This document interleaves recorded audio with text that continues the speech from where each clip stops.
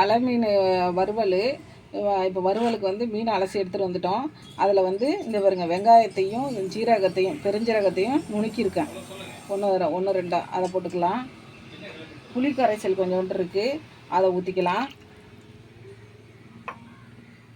இது மிளகாத்தூள் வந்து காரத்துக்கு தகுந்த மாதிரி போட்டுக்கோங்க.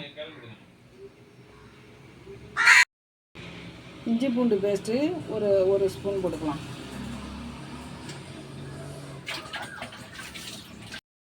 இப்போ மீன் வறுவலுக்கு தேவையான உப்பு, நைஸ் உப்பு தான் போடுறேன். இதை அப்படியே மிக்ஸ் பண்ணி வச்சுக்க வேண்டியதான். மிக்ஸ் பண்ணி ஒரு அரை மணி நேரம் ஊற விட வேண்டியதான்.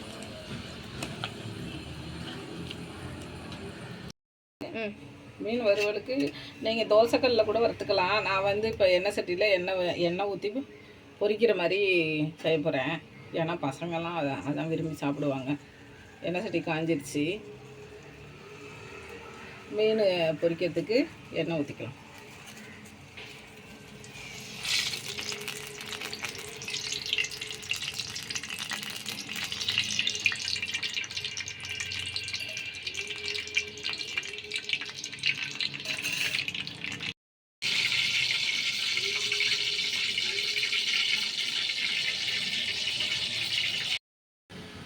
நம்ம மசாலா போட்டு பிசைஞ்சு வச்ச மீன் நல்லா இப்போ ஒரு அரை மணி நேரம் ஊறிடுச்சு. உப்பு உரப்பெல்லாம் சார்ந்துருக்கும். வாங்க எண்ணெயில் போட்டு பொரிச்சு எடுப்போம்.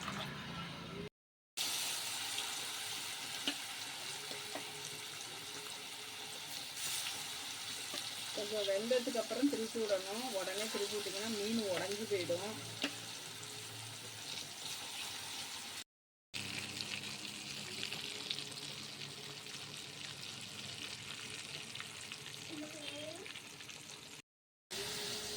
மீன் வறுவல் ரெடி ஆகிடுச்சு.